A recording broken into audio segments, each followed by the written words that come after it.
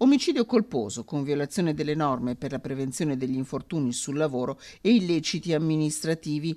Ci sono i primi indagati, scrive in una nota la Procura di Rovigo, che ha confermato di avere aperto 2 fascicoli di inchiesta dopo le morti avvenute a una settimana di distanza l'una dall'altro di Luca Domenicale, 29 anni, schiacciato da un macchinario nell'azienda dove lavorava Rosolina lo scorso 28 ottobre, e di Mirko Furlin, il 47enne di Monselice, precipitato da un silos dove stava facendo lavori di manutenzione all'interno dello stabilimento della cooperativa produttori di mais di San Martino di Venezia nel pomeriggio di martedì 4 novembre. Le indagini sono state affidate dal procuratore della Repubblica di Rovigo Manuela Fasolato allo Spisal dell'Us 5 Polesana, intervenuto sul posto con i carabinieri di Rosolina e di Crespino. Sul corpo di Mirko Furlin, dipendente di una ditta di Piacenza d'Adige, è stata disposta l'autopsia.